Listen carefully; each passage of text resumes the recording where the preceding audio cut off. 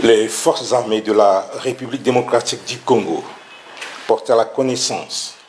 de l'opinion nationale et internationale que, pendant que nos forces, avec l'appui de la MONUSCO, sont en confrontation avec les terroristes du M23 dans les groupements de Jomba, plus de 20 obus et bombes tirés de l'est vers l'ouest de l'axe routier Goma-Rutshuru ont explosé hier, mardi 24, et aujourd'hui, mercredi 25 mai 2022, sur le territoire congolais à Katale,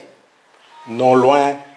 de la piste d'aviation de l'Institut congolais pour la conservation de la nature, ICCN, à Rumangabo et les environs. Comme si cela ne suffisait pas,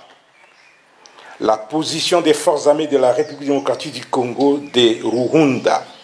située dans le versant ouest de la montagne de Karisimbi à Kibumba, à 20 km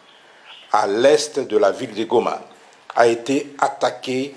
la nuit de lundi 23 mardi 24 mai 2022 à 3 heures du matin. Les combats se sont poursuivis jusqu'aux petites heures du matin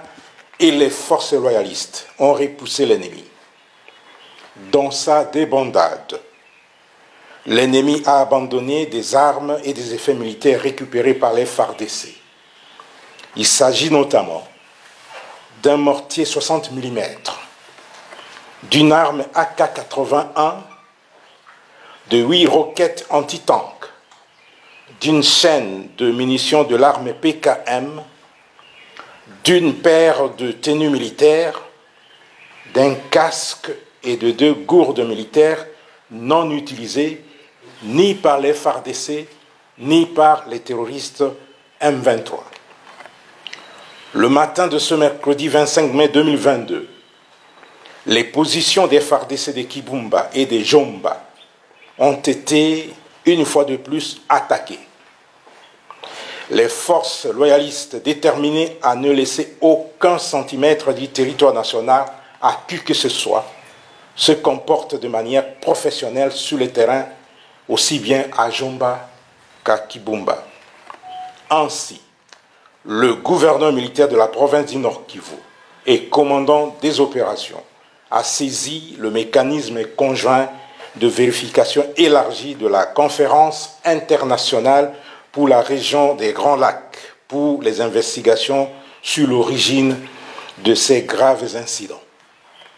Face à cette situation très préoccupante, le gouverneur militaire de la province du Nord Kivu appelle la population au calme, à la vigilance, à ne pas céder à la panique, à faire totalement confiance aux forces armées de la République démocratique du Congo et à dénoncer toute présence suspecte auprès des forces de défense et de sécurité.